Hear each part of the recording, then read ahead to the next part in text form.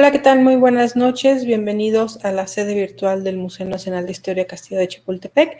Mi nombre es Jacqueline Gutiérrez, yo soy la jefa de difusión del museo y organizadora de este encuentro que hemos sostenido desde hace algunas semanas, llamado La comunicación en el museo, retos y perspectivas.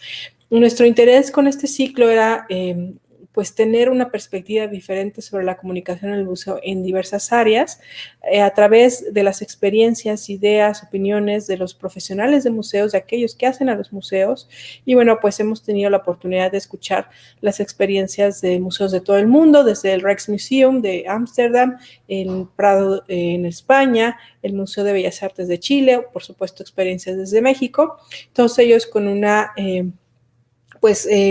labor diferente, pero que a final de cuentas pues nos hablan mucho de lo diverso que puede ser la comunicación en el museo, pero también de los retos y de las perspectivas y de las ideas que tenemos en común todos aquellos que trabajamos en el museo. En esta ocasión tendremos una charla muy interesante desde el Museo de Transporte de Londres, que hablará sobre cómo la pandemia por el COVID-19 trajo el subsuelo, o en este caso el metro, hacia la superficie.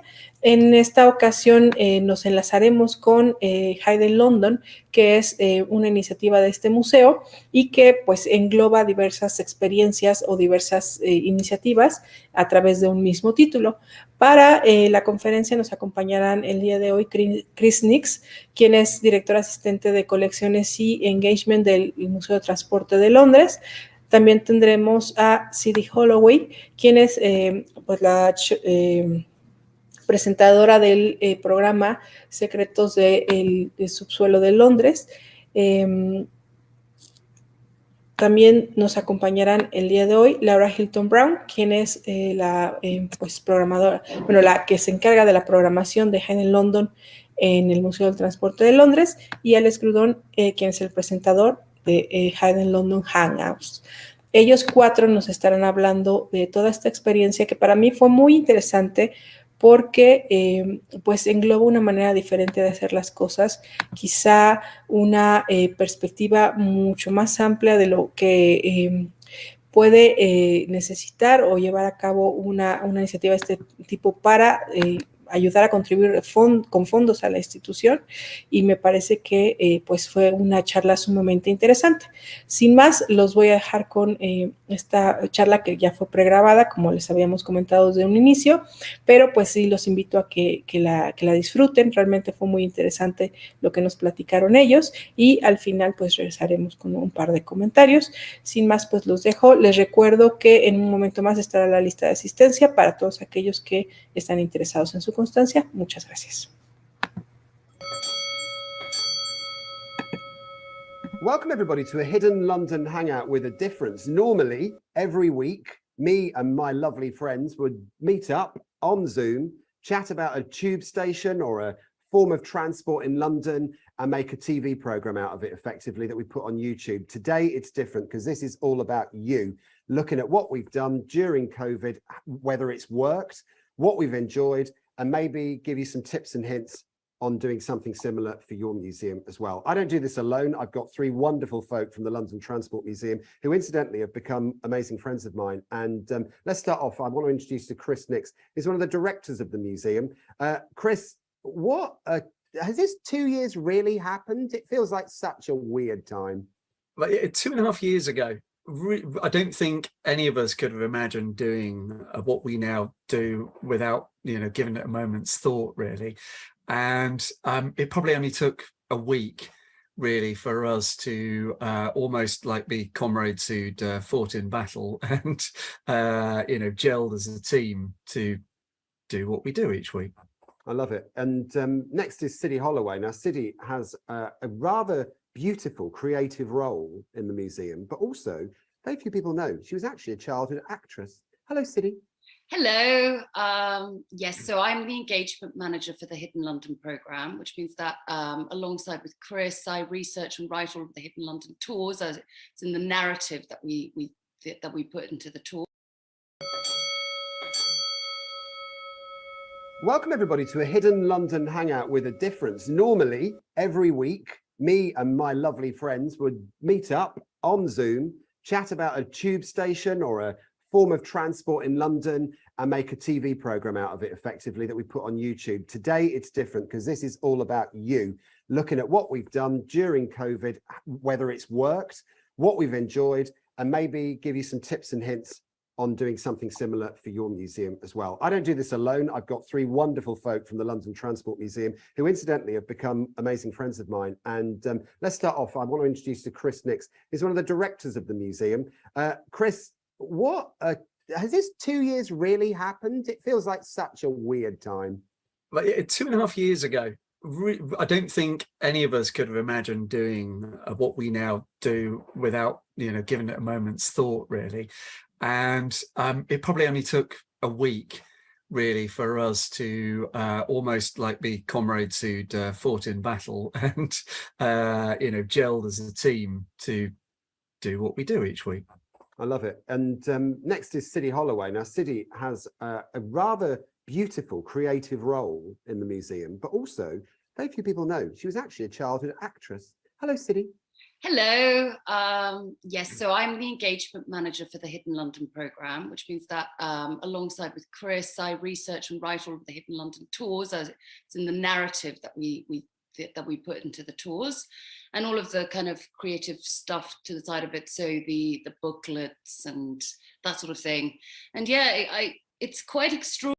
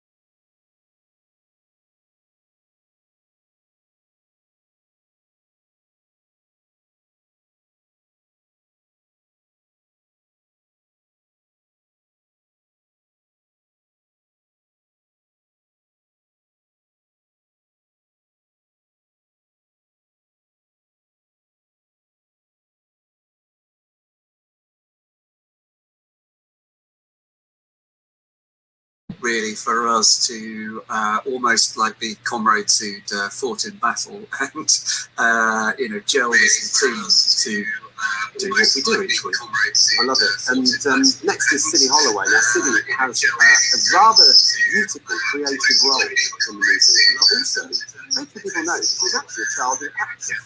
Hello, Siddy. Hello. Yes, so I'm the engagement manager for the Hidden London programme, which means that alongside with Chris, I research and write all of the Hidden London tours. As it's in the narrative that we put into the tours, and all of the kind of creative stuff to the side of it. So the booklets and that sort of thing. And yeah, it's quite extraordinary, really, to think that it's been 2.5 years that we've been doing this, and that somehow it wasn't last week.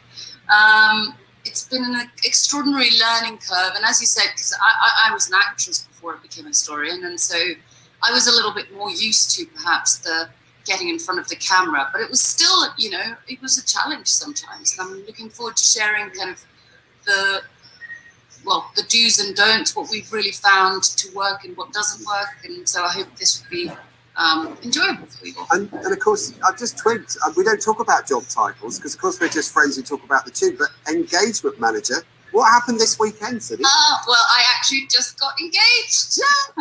Engaged engagement manager.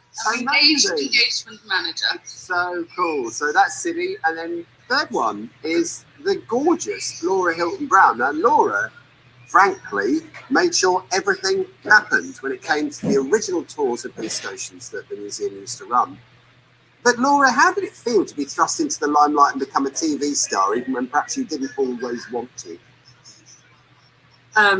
Elevation there to TV star. I like it. Thank you. Thanks, Alex. It was difficult because, as Alex said, I'm the programme manager for Hidden London. So I pull all the different strands together and actually manage the health and safety and operational side. And then alongside Siddy, who does a lot of the creative content, we pull it all together and effectively enable these tours to be delivered with a fantastic team of guides and event staff. So suddenly, we were thrown into the pandemic, and I wasn't behind the scenes anymore pulling it together.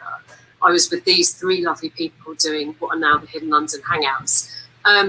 It was definitely a very tricky kind of maneuver to go from behind to in front of the camera. But what I'm going to find really special about today's episode is that communication is so key and essential. It's such an essential part of everyday life, and you can get it wrong.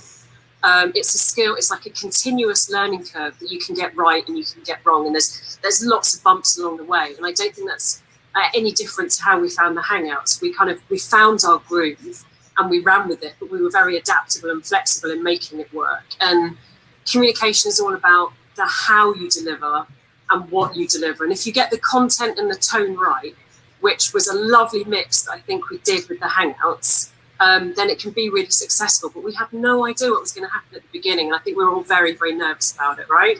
We were, absolutely. And but we'll talk about that in a little while, because what we don't want to do is daunt anybody all around the world from doing something like us, because the joy you get from doing this is so good. The learning we all learned was amazing. And we made a lot of lovely connections with people all around the world who we'd never normally have got to meet. My name's Alex, by the way. I was a journalist for 22 years at the BBC. I went all around the world doing amazing things, had a lovely life of broadcasting. And then I decided to leave. And one of the reasons why I wanted to go was because I had the opportunity all those years ago. 2 years ago, I left the BBC. And the idea originally was that we were going to do a podcast, a radio podcast about what we do on TV. That idea well and truly went out of the window when the first lockdown for COVID happened. And Chris, just talk us through the situation just before COVID, because we had the museum had a thriving tour system going, all sorts of different venues, lovely things. The museum, you sit on the management. The management was very, very happy with what you were churning out. So yeah, for many years the museum had run a programme of tours of disused stations, and that's under the name Hidden London. And we've been gradually growing that programme. And just before the pandemic struck, that was a really big thing. We were ramping up to run tours of disused stations across 3 sites in one time. It was bringing in a really healthy income to the museum, and there was a plan to make it even bigger. We have also had the Hidden London exhibition at the museum, and a book published by Yale, also called Hidden London. So there was a lot of things going on. And we should say as well, Chris, at that point, the book has sold oodles of copies, and the actual tours within the museum, the exhibition, won an award. Yeah, so it's an award-winning exhibition, I should say. Thank you for reminding me. And also the book, I think it's in its 5th impression now. So that was a really successful, it's academically published, but it's lavishly illustrated, a beautiful coffee table book, but also one that's got some serious history in it and properly referenced too. So there was quite an estate of things that we had built up. What we hadn't done, but we did have it on a very long list of things to do, was podcast. And we had also very ambitiously put down TV show as something, if it all went incredibly well, beyond our wildest dreams, maybe that would happen. And at the time, if we wind back to 2020, the museum's online digital offer was fairly limited. It was kind of short videos about, say, route master bus or signalling collection, usually by a volunteer or a member of my curatorial team, telling you about that object. So fairly short videos. And although, they're very well done, they didn't have massive viewing figures. And we didn't have any kind of regular online digital communication with our audiences. I think what's really interesting about this point in time is I joined the party at this point, because Chris and I were friends anyway, and he had visions of this podcast idea starting to grow. But then lockdown came. So cast your minds back to April 2020, and we were told there may be a short lockdown in the UK, possibly a month. How could we cope being locked in our houses for a month? Who knew it was going to be 2 years, but it ended up being rather a long time. Very, very fleet of foot. The museum had to change route, didn't it, Chris? Well, it's a matter of days, really. And it sounds like we did something incredibly, spur of the moment. Actually, that plan to create the podcast had been brewing for most of the year before. So Laura and I had been off talking to other museums and cultural institutions about podcasts they'd done. We knew what kind of podcast we wanted to try and create. We had already decided that was going to be me, Siddy, Laura, developing that podcast. And then I met you. And that was a real leg up to planning the kind of podcast that we wanted to create. And the day before lockdown, if you remember, we were due to go and record the first trial one at Clapham South Steep Level Shelter. Yeah. And we decided we'd better not do it because, there might be a lockdown. Everything was a little on edge. It didn't feel right. So, nasty, wasn't it? It was a so little then, of course, the rest of that week, we were all forced into remote working. And all of a sudden, we had to get to know the program that we'd never used before called Zoom. And I remember sitting in endless meetings going, that's a bit tiresome. It's a bit limited. But it's got a record function. And what if we use that to do the podcast, but in vision? And we figured from a very quick conversation between the four of us that A, we were all up for it. B, we had enough material at home with photos of the sites that we do tours at to do 3 or 4 of them and see whether anybody watched. And that was really it. What happened. It was weird, wasn't it? And we did originally think there would be 4 episodes. We just broadcast episode 101. So it gives you an idea of how long this has been going. And I would say of many, many things that I've produced, whether it's TV or radio shows, I've never known a more loyal, fiercely loyal fan base to anything that I've ever been involved in. Just put it into context, this is talking about transport. It's quite a niche subject in many ways. You wouldn't imagine the audience would be big.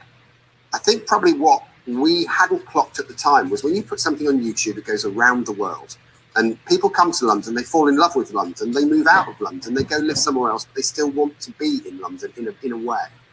And add to that the isolation and loneliness of COVID, and suddenly you are beginning to build a very, very big audience very quickly of people who need company and need nourishment intellectually, don't they, Sid? I mean, it was something quite out of the blue.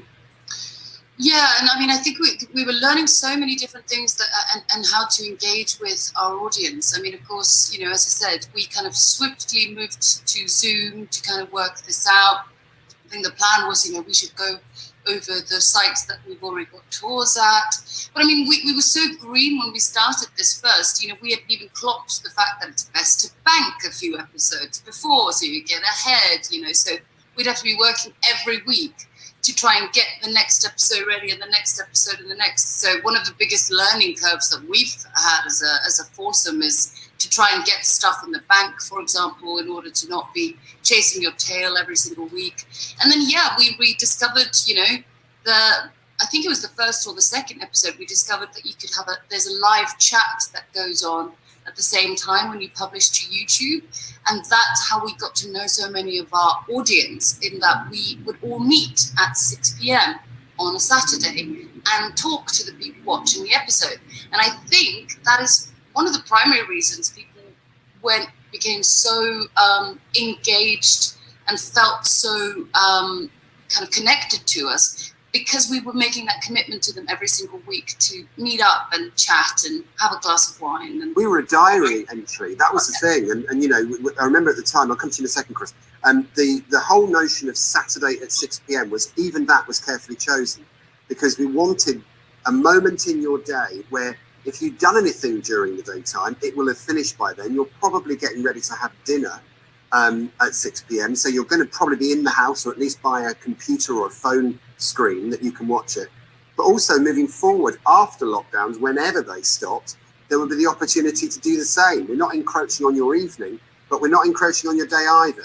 Saturdays are great because most people have the weekend off. So it just gave us a point in time. And as I say, Chris, it was one of those things. I'm coming to you in a minute, Laura, because I want to get your psychological view on what it felt like to be on telly, because I know you and me and Sidney and Chris, we all had wobbles. But first of all, Chris, it was about the intricacy of the decision making, wasn't it? We did think about everything.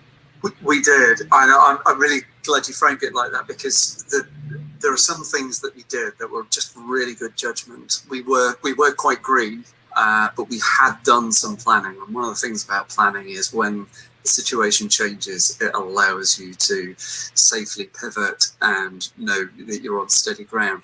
But as well as the good planning and the conversations that we had to work out how to do things, there was also quite a bit of serendipity at play. So just one, if the pandemic hadn't have happened, we wouldn't have made the choice that we did to do this in Vision. I think it's grown a great deal more. We had a lot more scope of what we could do by doing it in Vision on Zoom. The second thing is, because we were determined to, once we decided to do it, we were determined to get it out there. So it was only just over a week from pandemic starting and lockdown happening that we had decided we were going to do it, and that first episode was going out. But because we had recorded it in such a rush, when we were talking with our marketing colleagues about doing the edit of it and getting it uploaded to YouTube, we originally had wanted to put it out on Friday, if you remember, but it was just too late to do it. And I can remember the discussion that you and I had about, shame we can't get it out on Friday, but actually Saturday is probably not a bad day, is it? What time should it go out? And I can remember that conversation about the 6 o'clock on a Saturday. That's kind of a appointment to view time. Exactly the phrase I was going to use. It's the phrase which I think you used at the time. And it kind of reminds many of us who were around when Saturday evening TV was quite good. It felt like the right thing to do. And as Sidney said, all of that live chat that we then got by people engaging with us meant that we got a lot of feedback very quickly, and we were able to zero in on particular audience, so female audience, younger audience, overseas audience. And that really helped us feel our way in an informed way. So that is how we were able to shape what we've gone on to do within a matter of weeks, I would say. It was glorious. And when you think about the core, it's so nice to get a chat about this. Weirdly, on the Hidden London Hangouts, we don't tend to indulge ourselves very much talking about this. Really rather nice to have half an hour just to go, haven't we done well with this? Because actually, when you look at the core skills, you had Chris, who had the vision, and also had done a little bit of television before, so knew what he was doing, co-written the Hidden London book with Sidney. You've got Sidney, who's an actress, but also a historian as well, like Chris. You've got Laura, who is the person who knows everything about how things work in the museum and what you need to do to make stuff happen. Also is gorgeous and lovely and very, very good at communicating. And then you've got me, who's a TV and radio producer with a bit of presenting. So these are the skills we had, but what we didn't realise was, in addition to all of that, we were letting you into our lounges. This is not a set, this is my lounge, okay? I sit here in my t-shirt and pants watching television, and I also dress up for you. Chris is the same. That is his garage where he is at the moment. He's created his own workshop and it looks gorgeous. Sidney is in the corner of her lounge and Laura is in her bedroom. She lets you in her bedroom every week. In addition to that, we had to accept that we were putting our personalities out there, possibly for praise, but possibly for ridicule. And let's face it, you can't be everyone's darling. In the main, people are kind to us, but Laura, this was brand new to you. And I mean, I don't think you'd admit it. I think, Chris thinks, Sidney thinks, you took to it like a duck to water. How did it feel? I mean, yeah, that's very sweet of you. And I obviously take the praise. No, I'm messing. So, because I'd worked primarily at the museum and then my role shifted towards Hidden London and the delivery of the tours later on, a lot of my interaction had been face-to-face. And so if I was on site when we were delivering tours, I could see people's reaction and I could adjust my communication or my behaviour to kind of fit with that. I think my nerves around the Zoom format as a platform for communicating and that I was on the side of the camera kind of delivering, because that's what our amazing guides do on the tours. They're the storytellers. They're the people that bring these stories to life. I just enable that to happen. So it was a really different position for me to be in. And Alex, I remember you saying something to me, because I think you registered that I was possibly the most nervous of everyone. I think we were all nervous for various reasons, but because it was so far out of my comfort zone, you were like, Laura, we're letting people in, as you just said, to our homes. We are, you know, one of the things that Chris just mentioned before was, how are we going to record this? How are we going to do it? And when we decided on Zoom being the platform, it was then, well, where are we each going to do it? So we each just had to find a little spot in our house, because we were locked down, where we were going to deliver and communicate from. And you said to me, you just be yourself, and just try and let your interests shine through. And obviously I like the colour, and I like the posters, and I like the design, and I like how a place makes me feel. And so I thought that's what I'm going to try and exude on camera. That's the bit that I can hopefully communicate the easiest. I'm not great with dates. I'm not great with facts. That's what these lovely historians do for you. And so the bit I could contribute or kind of communicate was were the sections that I was most interested in. And then I think what we each found was we became known for those little bits of information that we could impart and transfer over. And suddenly we each kind of had a bit of a kind of character or a position in the foursome. And I think, you know, that lovely balance of friendship. And, you know, when you communicate, it's about energy, it's about emotion, it's about sharing experiences. And it's about how you feel and you think. And if you can let the audience kind of in, then I think that's where the exchange of information comes from. Because communication is exchange, isn't it? You're exchanging information with each other. And what that enabled us to do is it let the audience in. And we built relationships on Zoom. And I think that's the bit that I find most striking from this, in that we still use this format, even though we can go back out and about into the world, and we do some amazing videography and filming on site. We still use this format of the four of us on the screen for Zoom to record a lot of the beginning, middle and end of our episodes, because it worked. That's how we've connected with the audience, and it's all about connection. And Sidney mentioned before that that the 6 p.m. on a Saturday night became a date in the diary. And I think that's because we understood then how the information was being received. And I don't think any of us knew this on week one, but people on that live chat suddenly were the people giving us the information about, did they enjoy it? Did they have extra questions? Then that kind of spilled over into kind of Insta or Twitter or other social platforms. But we had this dialogue.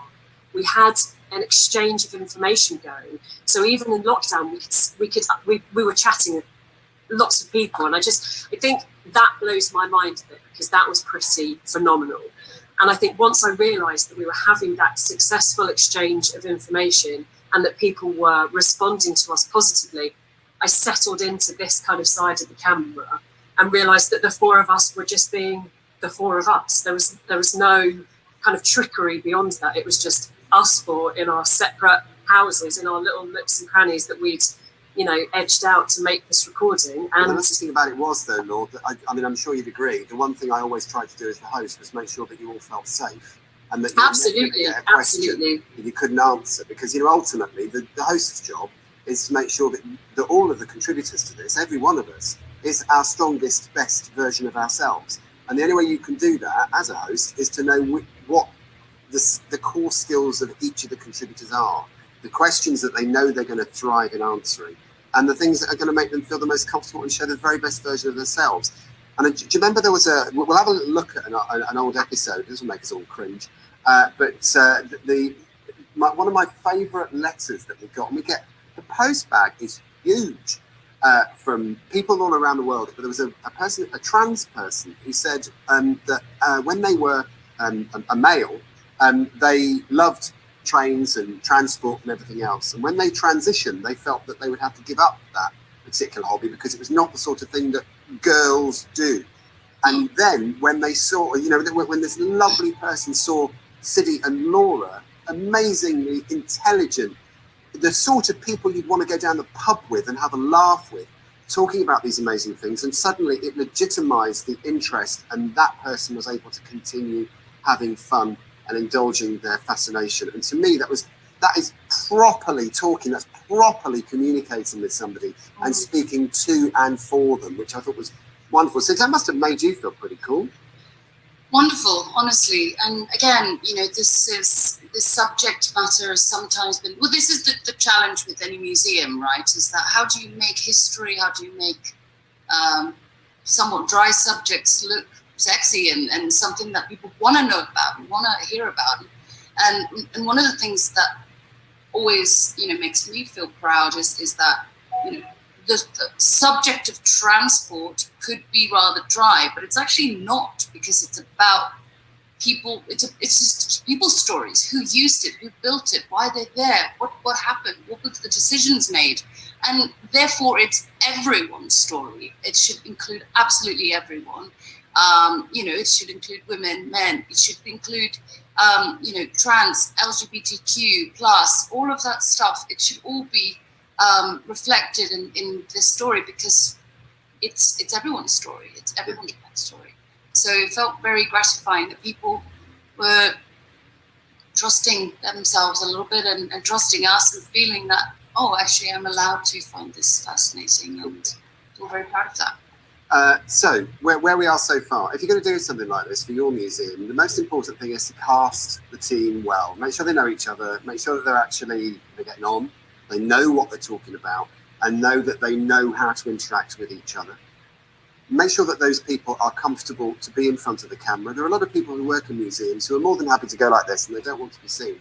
But actually, if you are going to put yourself out there, be aware that there will be people who love you and a few people who aren't so keen on you. I still get those lovely messages as well, and I try to ignore them. But then you've got to think about what sort of things you want to bring out of your museum that are going to get people viewing. What are those artifacts that have a story, and who is going to tell that story and how?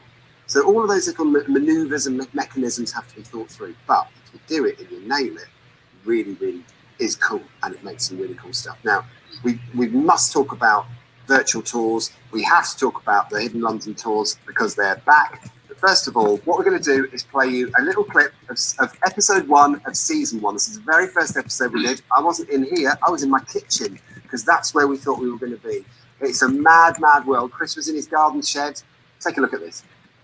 But it doesn't matter where you are and where you're joining us from around the world, we're all in the same situation. This is a podcast with a difference, because we all expected to be down the tubes, and instead we're in our own homes doing crazy stuff. My name's Alex. I'm a professional nosy parker. I'm a huge fan of the London Underground, and I have the most stellar cast of people to give you a bit of information about our wonderful London Underground system, get your questions answered, and get a few tidbits of gossip along the way. And I want to introduce you to those people now. First of all, Chris Nix is in his garden shed. Quite an impressive garden shed, it has to be said. Thank you very much, Alex. Yeah, it's specially converted into broadcast bunker for the London Hangouts. It looks beautiful. And Siddy Holloway, equally author, historian of the London Underground.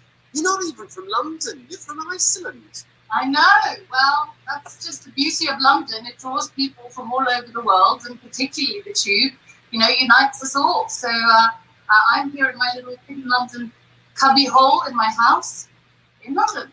You look great. And Laura Hilton Brown, you look like you're in a sort of home set of a really posh house. It's gorgeous.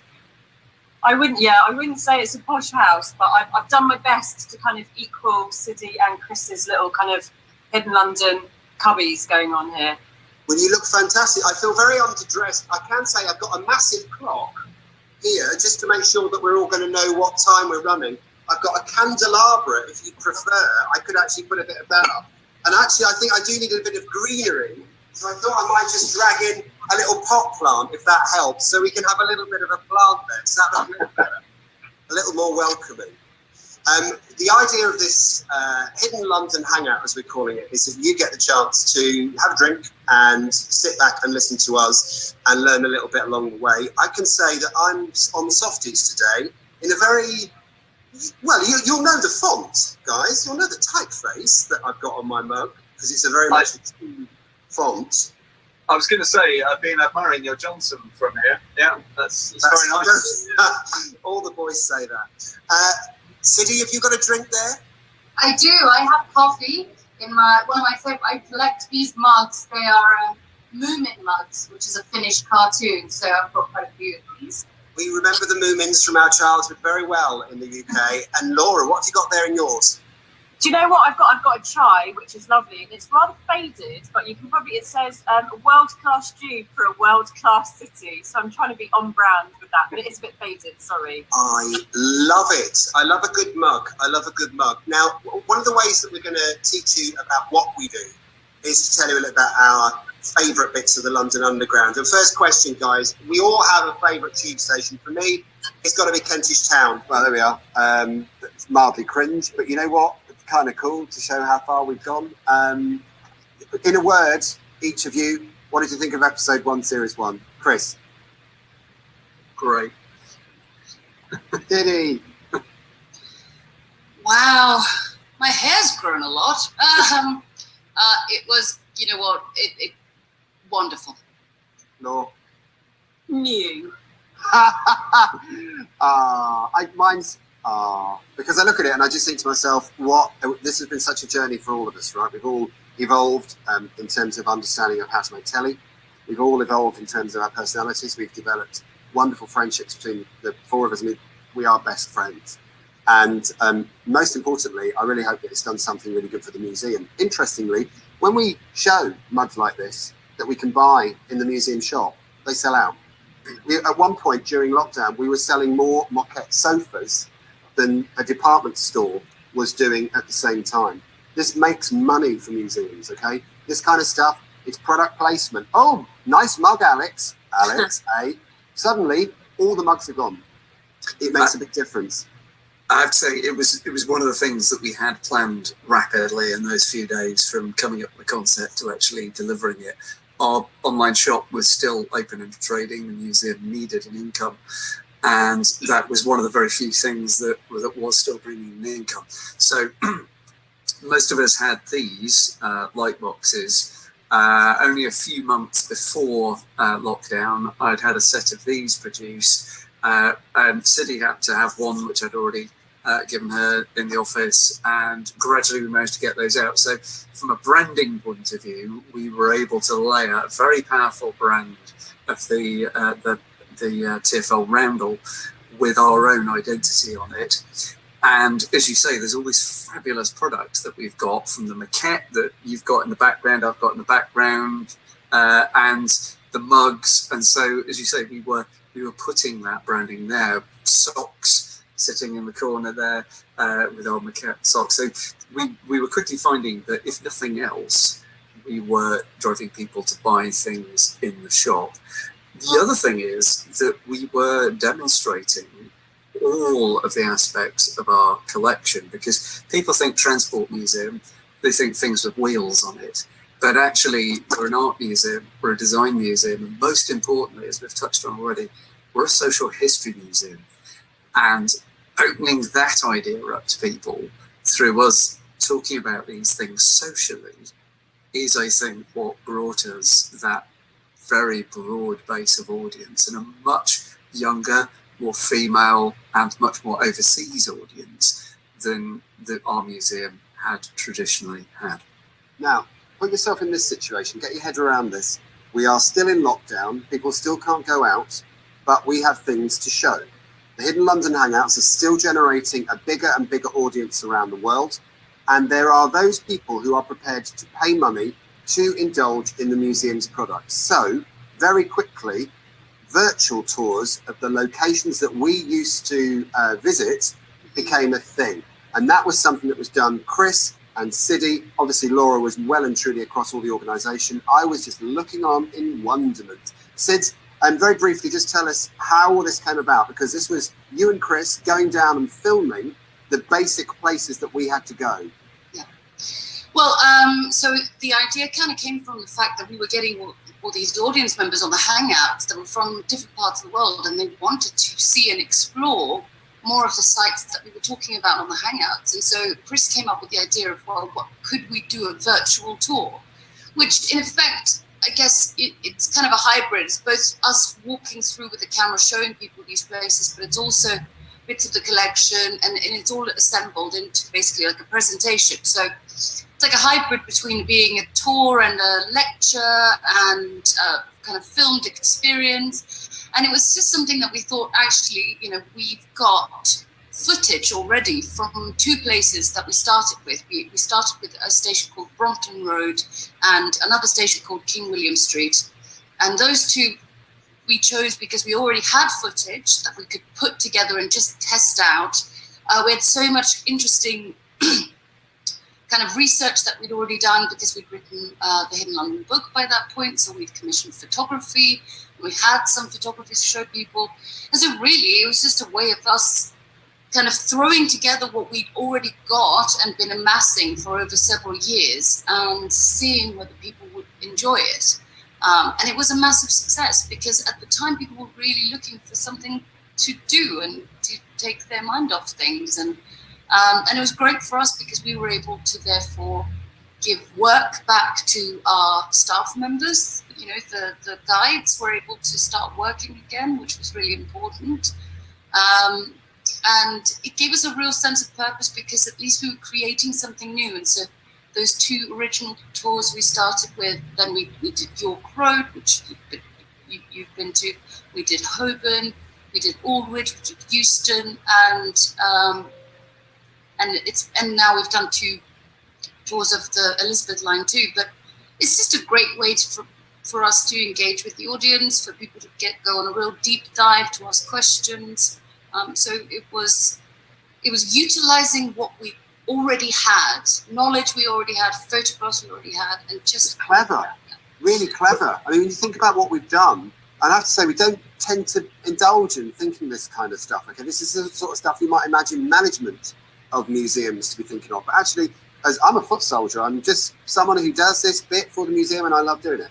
But actually, when you think about lockdown comes, you can't visit a museum. Why not take the museum to people and do it in a digital way? Television programs that we were generating, guided tours that people were actually doing on your computer screen. You can be anywhere around the world and you can contribute to the profits, if you like, or the service payments to the museum, and you can get some information and get to see amazing things that you never would normally get to see. And that is where the genius, I think, lies. Chris, you're itching to say something. I am. I think the thing that we learned very quickly within, say, 4 or 5 episodes of series 1 was how we were able to transport people out of their homes where they were effectively, imprisoned for that first lockdown. And so building on that idea and understanding how powerful Zoom was as that base for giving access and allowing interaction, it's really effectively the 5th member of our team as an extra producer. It does a lot of that stuff that a studio would do for presenters. Armed with that understanding, we started using the images that Sidi said that we already had and our knowledge to do tours for our patrons. So our paying museum patrons who would otherwise, Sidi and I would be taking around these very hard to access sites and doing small private tours for them. I just started doing that over Zoom. And then from that, after the first one I did of that, I was like, okay, we could charge for this and have slightly larger groups. And the benefits then just kept growing and growing and growing from there, because it meant that we could open up sites which you just couldn't do an in-person tour at because of access reasons. And they were less expensive from the visitor's point of view, so they're financially more accessible. Obviously, it doesn't involve walking up and down stairs and so on, so they're physically much more accessible. And finally, they're globally more accessible. You don't have to get on a plane and come and stay in a hotel to, go on a tour in London. You can access them from wherever. So that, and as Sidi said, being able to get staff who were furloughed back into paid work and delivering and contributing to museum income, it was just win, win, win, win, win with these. Final thing I'll say is that those virtual tours were the start of the Hidden London Hangouts helping to find venues that could be tours, be it physical or in-person tours or virtual ones. It's awesome. So to remind you of where we've gone so far, museum has to close. We put a TV show online for free, by the way. This is for free to anyone around the world who wants to learn more or find a means of escape their boredom and loneliness, okay? Then we come up with the virtual tours. You can pay from around the world to watch and to visit these places via the comfort of your own home and on your own computer screen.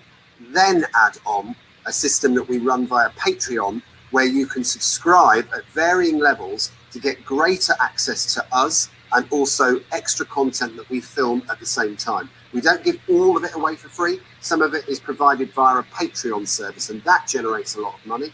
We've got about well over 130 people now as Patreons on various levels, and some of them contribute a seriously large amount of money every month to effectively have time where they can chat to us. It's much more, it's much less telly, much more like a Zoom chat.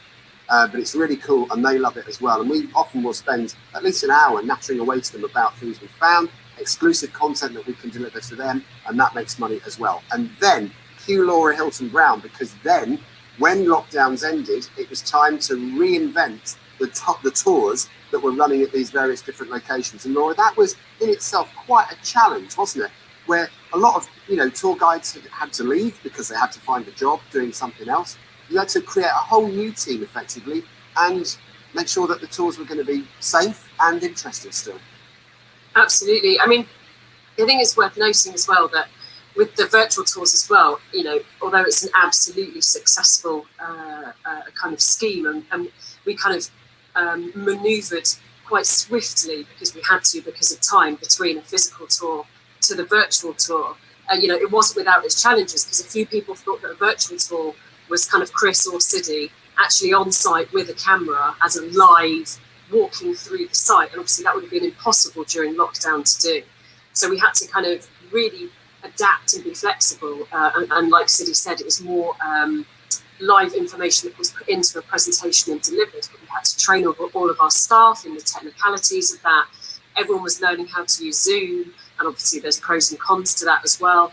And I remember having a conversation with Chris where I was really quite emotional about how the physical kind of face-to-face tours had been impacted so severely. We built about 8 sites up. We were running 3 concurrently, back-to-back. We had about 9 to 12 months worth of programme ahead of schedule. We were selling kind of 4 to 6 months of tickets in advance, and it felt like it all just came crashing down. And it was really emotional because we'd been with the programme since the start and built it up from zero. And it felt like a huge mountain to climb to get all of the physical tours back up and running. And there were lots of things to take into consideration. If you look at Hidden London as a concept, you are underground with not much airflow, sometimes not much kind of ventilation. You're in close proximity to other people. I mean, it's a COVID-19 nightmare. We had no idea if people would want to be in these spaces again. So we had to think very strategically about where to open, when to open, and all of the parameters that had to be in place about reopening these sites. So we carefully chose a venue that was partially ventilated, so we didn't just descend subterranean to one of our deepest sites straight away. We went to the Kingsway tram tunnel that had a kind of large opening, and we could have the doors open, and so we could guarantee some airflow and ventilation. We reduced our tour numbers down, which obviously has an impact in terms of revenue. But health and safety was, always of the utmost importance, but even more so with all the COVID-19 kind of assessments and restrictions as well. And we took a bit of a risk. We put the tickets out there, and we kind of, held our breath and crossed our fingers and thought, I wonder how this is going to go.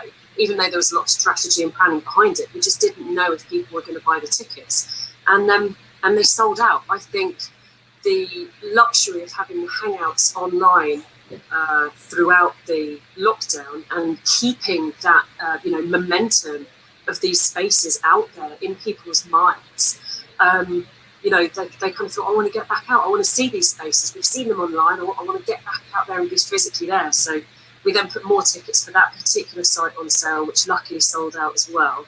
And we've kind of gradually increased our sites, our physical sites, and it's great to be back on site. And what's wonderful for the four of us, obviously, is that although we're still doing those physical sites, the success of the Hangouts means that we're still doing the Hangout episodes as well. And I think that really delicious mix of the physical tours and obviously the TV programme, which Chris and Siddy so, wonderfully got, off the ground and was such a success. It's all fed into the physical tours being as popular as they are and people wanting to be back in those sites. But we were very, very careful and still are with all of the numbers, the route that we take, and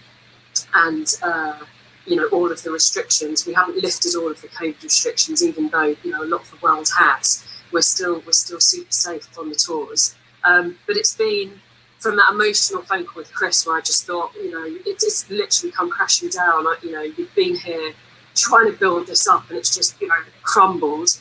And we're slowly getting back to it, and it's a really wonderful feeling because there's a huge team behind this making this happen. And it's got everyone back up and about and out there, which has been really, really good to see. Gorgeous. So here's where we are with all of this, really. We were given a massive great wad of stats and data, and honestly, I think I probably lost the will to live reading half of it.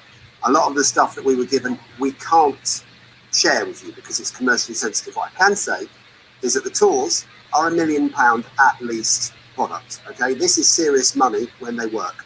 And everything that we do around it supports that business because that supports the museum, and that's why the museum can carry on going at times when people don't have masses of money. It's as simple as that. So we have to try and make it as easy to access our information and data, and we need to make it as palatable as possible. And these guys have all helped me do that. So that's why it's all worked.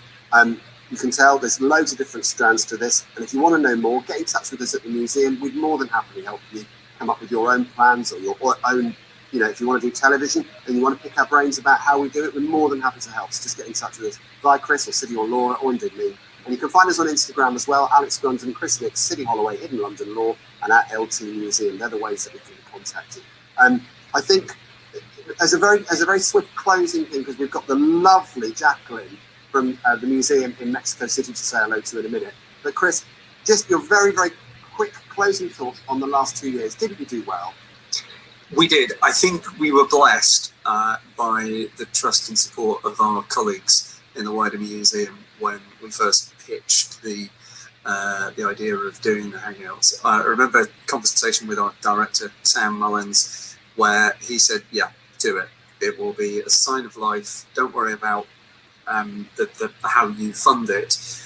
Go out there, engage with audience, bring audience in, and demonstrate that the museum is still alive. And we've taken that approach with every new thing that we've tried. We've felt our way with what equipment was necessary, how we would get access to sites, and how we would develop each new bit of it.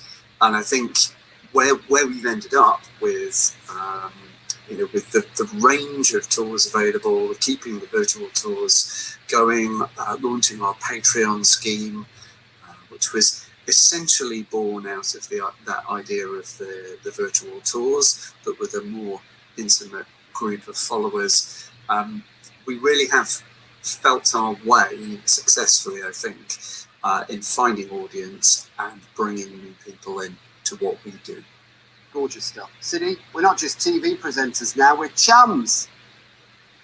I know. Well, I mean, it's just been the most glorious opportunity for, all of us, for the museum, but, for me personally, it's meant that really honed a skill that I have been wanting to kind of flex for a long time, for me personally, and just to get to, I don't know, share all of this with people and share it with you guys. It's been a really special one. And what I would say is the pandemic really pushed us to jump on it and just do it. And I would say you're probably never 100% ready. I don't think there's ever a perfect time to launch anything. I don't think you can plan it perfectly and then just look. If you've got an idea, you want to do it, and you've got some funding behind it, I would say one of the best, my best advice would be go and just do it, create it, and it will shape itself, and it will become something interesting and special to you in your audience. I totally agree, babe. I totally agree. The funny thing about all of this is that when we look at episode 1 of series 1, we sit there and go, oh! But actually, it was still great telly, and it made people watch, and that's what we're after. Laura, to be perfectly frank, I think you're a natural on telly now. Welcome to the family, babes. Thank you very much. I mean, that you know, I guess that leads me on to how I'd kind of sum it up, in that it's, you know, it hasn't all been plain sailing. We've all hit various personal and professional kind of bumps in the road that, you know, we've had to get over by ourselves or as a group. It's definitely out of your comfort zone at certain points. But as Siddy said, you know, you've got to kind of take that leap of faith in a way. But there was a lot of strategy and planning behind what we did. But I do think there's been a certain element of luck. The timing was imposed on us in terms of the pandemic and the lockdown. So we had to act when we did. But I think rather than the when, it was the how. It's like what we did. And I go back to my kind of point at the beginning, where it's the how you deliver and what you deliver. There's lots of intricacies of communication, but the big ones for me are the content and the tone. And I think we got it right somehow between the four of us, and I think that's what's kind of, you know, pushed us through and kept this going.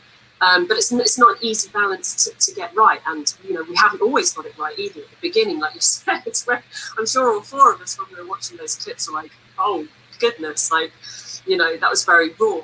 And I think, you know, we've all progressed massively, but not plain sailing. Like, you know, there's going to be bumps, but you just got to ride those out in a way. Totally. Now, I want to introduce you to Jacqueline.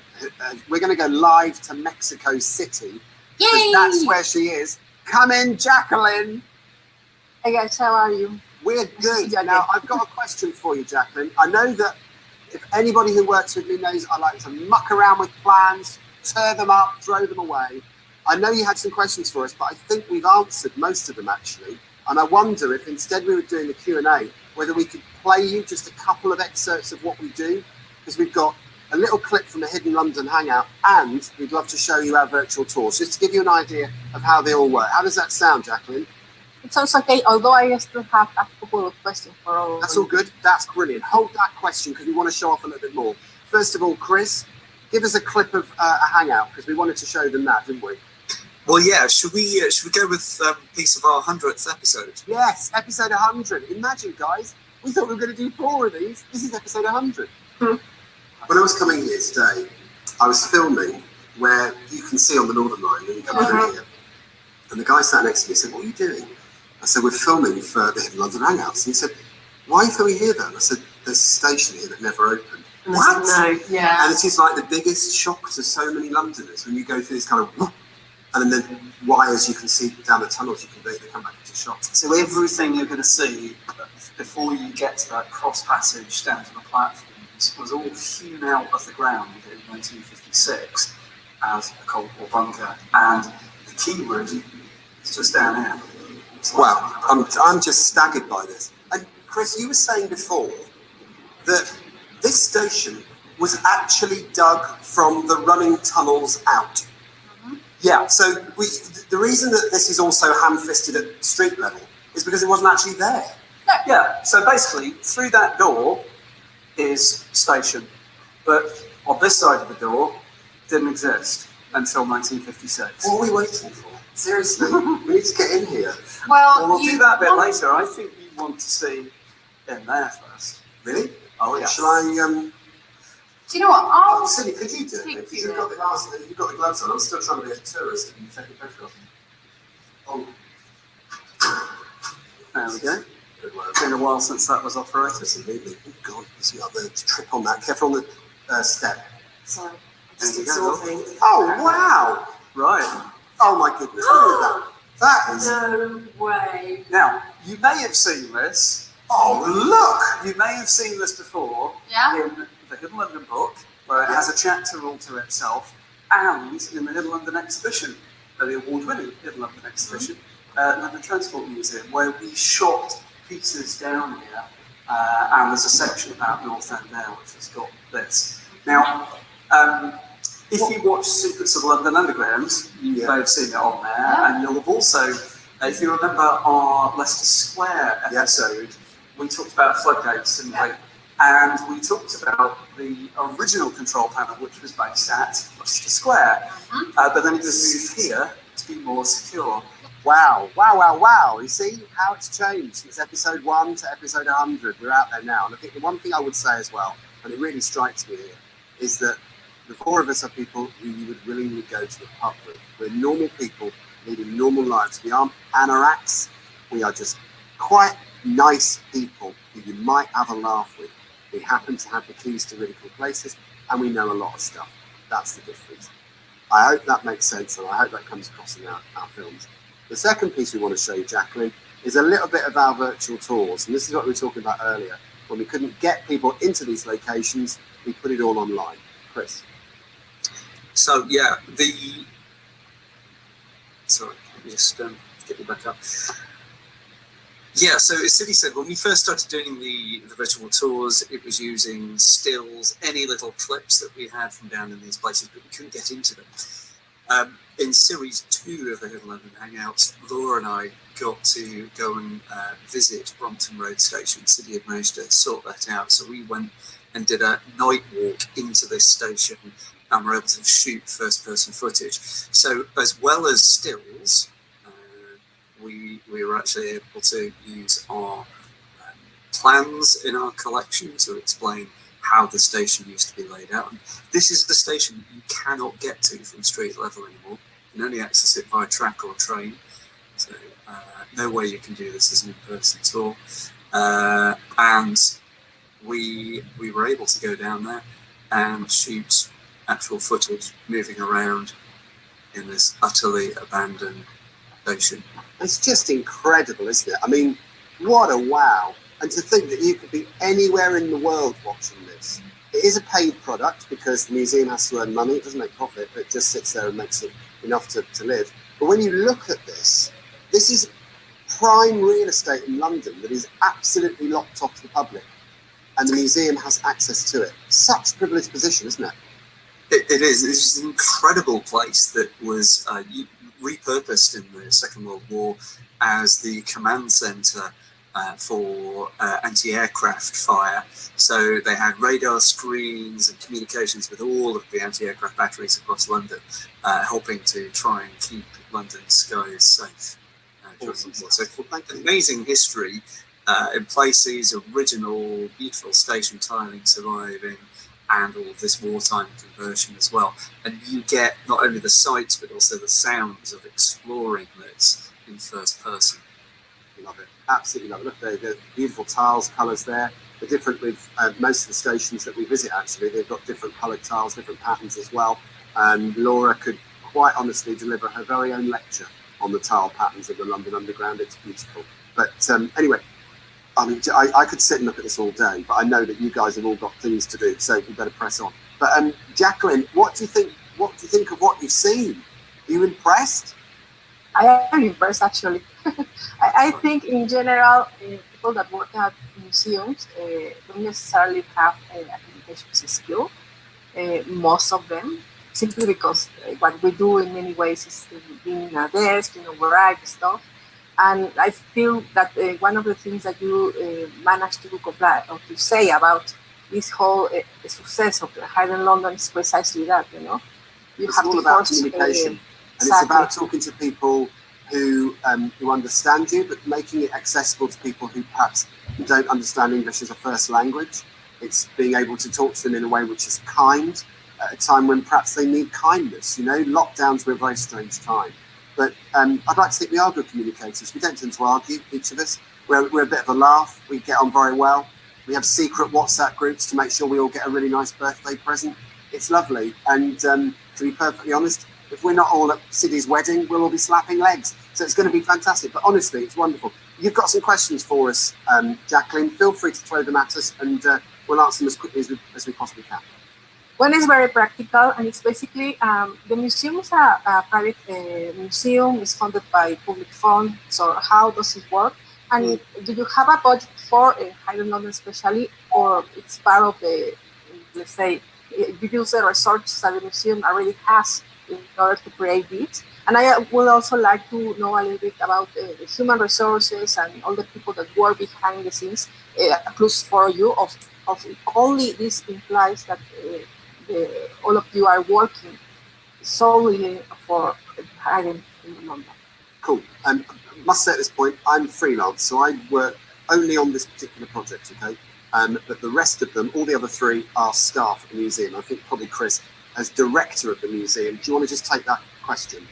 Yeah, so the museum is a wholly owned charitable subsidiary of Transport for London, and it's not one of the national museums like, say, the V&A or the British Museum.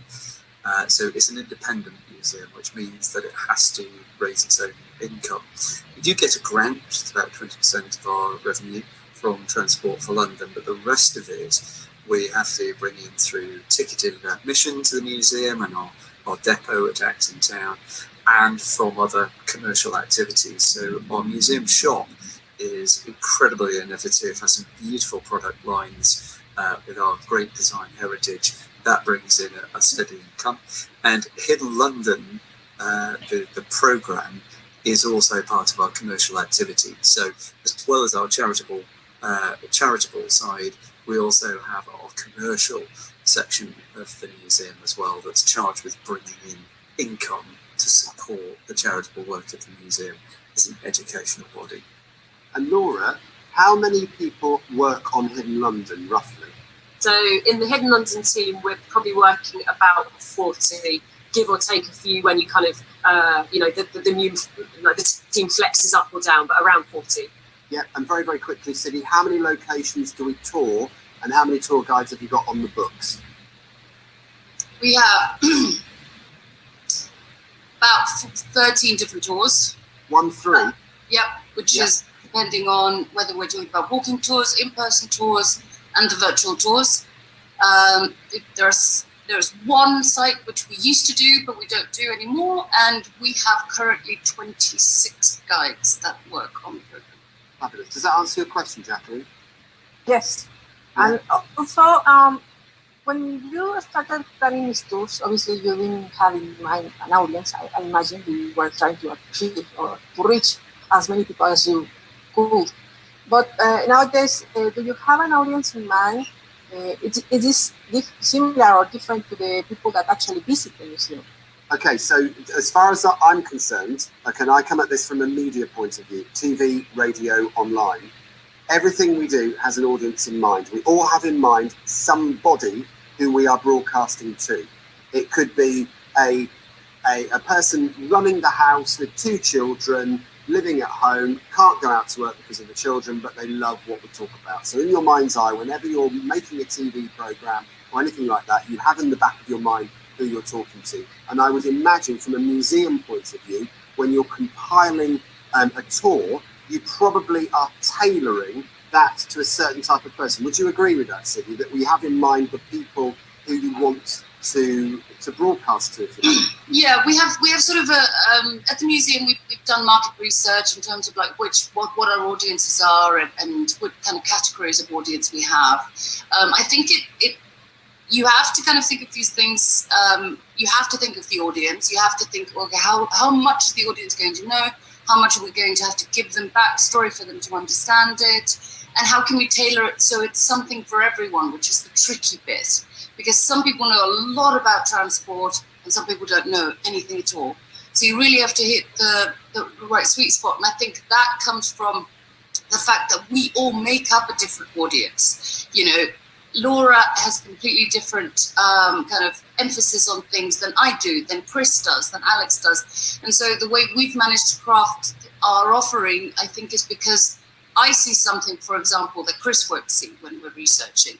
Or Chris can really bring sort of the engineering of something to light and really make me understand how it functions. And so I think really utilizing that we've got a diverse team with different interests, and then using those different interests to highlight different parts of the site. But essentially, you always just have to make something that you would find fascinating yourself. It has to be so that you are absolutely dying to tell people about it, because your enthusiasm ultimately is what translates over into the audience and makes them want to return and come and see the next thing you do. So unless you find it the coolest thing on the planet, I feel like it's going to be a hard sell for people to repeatedly come back. Totally, I agree. And so as long as you know that you're making something that people will understand, don't use too many complicated words, that kind of thing. We had a thing on episode 101 where we were talking about the COS, the central operating section of a railway line.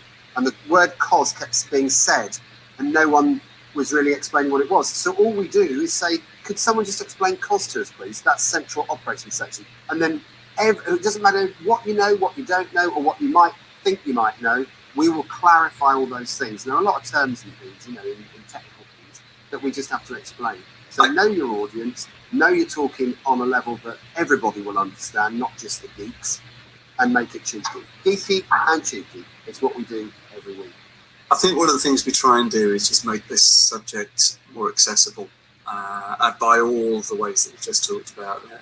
And with the audience research that Cindy was talking about, one thing that we do know is that Hidden London and the Hangouts in particular, and the Secrets of the London Underground TV show, tend to bring a younger audience towards the subject, feeling that it's more accessible, and also more of a female audience. And that's partly by representation of who's on this show talking about it and finding it interesting. So that's something that we've been very pleased with, is that broadening of our audience. A long time ago, the museum used to be something of a lads and dads museum. It was seen as something that fathers would take their children to. We've, over the last 20 years, done a huge amount of stuff, both in the museum and in the programme work that we've done, to demonstrate that actually it's much more than that. Gorgeous, absolutely lovely. And I should say, by the way, Jacqueline, we've been very serious today, but we're never happier than when we're all getting drunk in the pub. We are people, we are normal people, all right? And we've been very serious for you today. Although we would love to be in Mexico having a little dinner as well. Yeah, where was the budget to get us over there? We wanted to come and see you. You are more than welcome to Mexico and my museum as well. Thank you. Any other questions for us? No. I think you resume everything very well. Thank you so much. It's been so lovely to be invited to be part of your conference. We're very humbled, actually. We never realised that this was going to be the global affair that it seems to have become, and long may it continue for all of us, really. But I must just say thank you very much to the team. First of all, Chris, thank you for having the faith in all of us and helping to make this happen, because it's been quite the journey. Well, thank you. It was clearly entirely justified faith. We've managed to keep this going and developing it, and it's been absolutely great to be able to do a little bit of wandering down memory lane, just reminding ourselves how we've got to where we are now. Yeah, I feel quite good after that, really. I mean, it looks like I'm going into heaven, actually, with that light above me, isn't it? It's quite remarkable. I've suddenly become an angel. Sibbles, thank you so much. You're gorgeous. Thank you so much. Thank you for the chat, everyone. It's really interesting. And I will say muchas gracias a ustedes en México. ¡Fantástico! Y mandemos un abrazo desde Londres a México.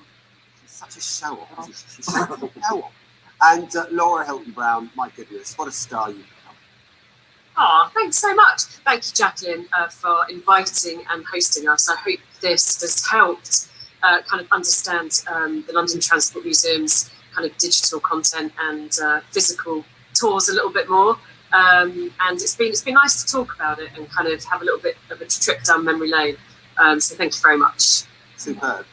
If you're wondering what we do, have a look on YouTube, Hidden London Hangouts. There's loads of them. I would suggest you start at the latest episode and work your way back, and you'll see a friendship sort of de-evolve, if you like. It'll go back.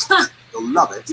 And I hope that you learn something, or infused as we are, to explore the sites of the capital. Someone said to me recently at an open event in the evening at the London Transport Museum, It was on Friday actually, and a couple of us went to say hello to people who watch us, and they said, you've completely changed the way I look at London as a result of these Hidden London Hangouts, because I don't look at my paper or my phone anymore. I look up and I see what I can see, and I learn and love it. So perhaps that's the best thing that we could have ever managed, really. Hangouts always end with the same form of words at the end. So on behalf of all of us, have yourself a great day and stay safe.